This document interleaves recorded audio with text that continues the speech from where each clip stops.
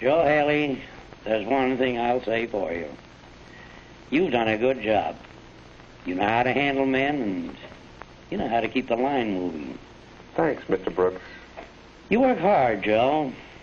You're a good foreman. Yes, women workers do present problems, Joe. It's tough, I know, but there are thousands of others, just like you all over the country, facing the same problems. Pretty generally, you'll all find about the same answers. I know most of the answers as far as the men are concerned. Well, I think we can say that the broad principles involved in the supervision of men apply equally well in the case of women. That ain't what I learned about women. There are some new and different problems, Joe. I'll admit that. Women scare me.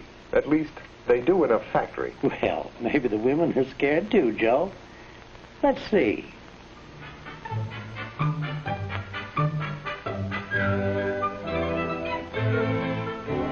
Most of them are working on their first industrial jobs, Joe. It's a totally unfamiliar world.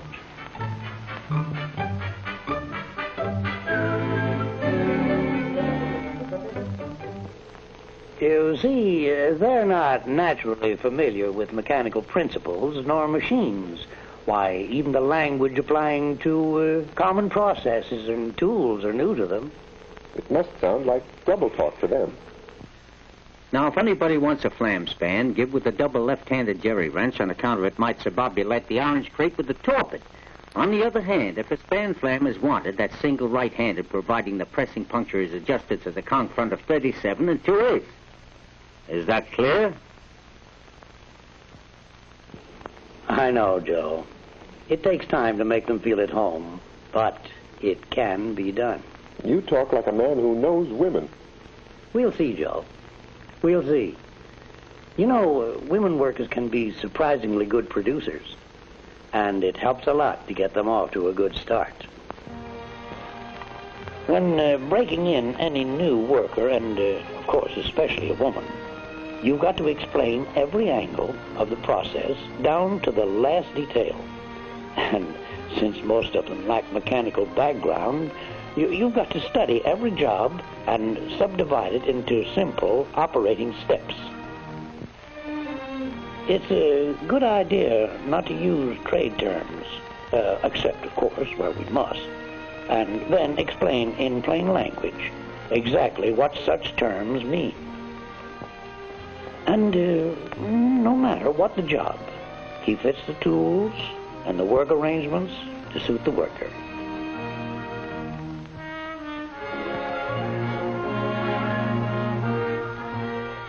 Women workers don't mind routine, repetitive work, and they're particularly good on work that requires high finger dexterity or an unusual sense of accuracy.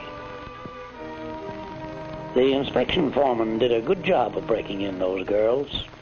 He remembered that what's old stuff to you and me is brand new to them. And I was just thinking what a dub I'd be doing something that's old stuff to my wife, but new to me. Well, like baking a pie. How did it go today, Joe? Oh, all right. You troubled about something? No, everything went all right, Molly, but... You know, I had 7 requests for time off today. Well, I guess women don't realize what it means to stick on the job. Maybe they don't. How was your day? Oh, pretty quiet. I did the washing this morning and cleaned the house. And I took Junior to the dentist. Mm-hmm. And did the shopping. I put up 16 jars of jam this afternoon. Then I went to work on Junior's clothes. Joe, I'm sorry supper's late. Nice going, old lady.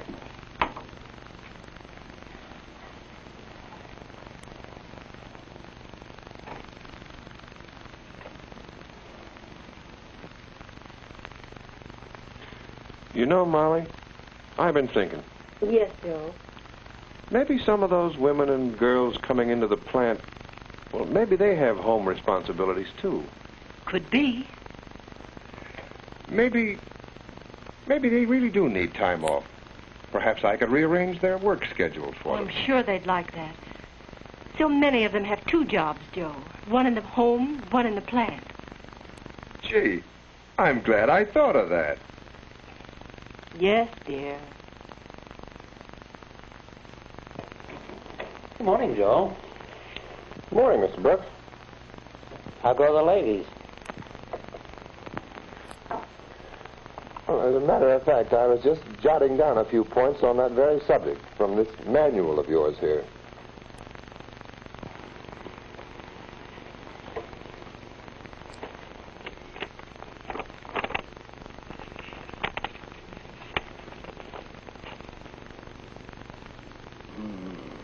Women are individualistic by nature and are apt to make a personal application of any action, rule, or regulation.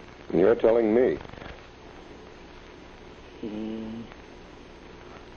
The supervisor should scrupulously avoid spending too much time with any individual woman worker, holding everyone to the same standards of performance and avoiding any appearance of favoritism. That's a neat trick, if you can do it. Well, Joe, this all boils down to 4 things to remember. 1, don't mix pleasure with business. 2, women can be awfully jealous of each other. 3, avoid undue familiarity. And finally, women are more sensitive than men. I'll say they're sensitive. Why, only yesterday, after I finished talking to you, Yes? I saw a foreman take it right on the chin when he caught a girl working on her drill press without her safety cap on. Mary, you're supposed to wear a cap when working near a drill press. Well, why pick on me? The other girls aren't wearing their caps. Look, the rule book says wear a safety cap. So put your cap on.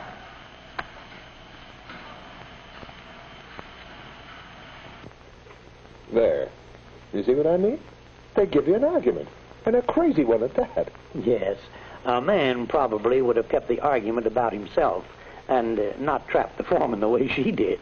What do you mean, trap him? Oh, Lord bless me. It's an old stunt, Joe.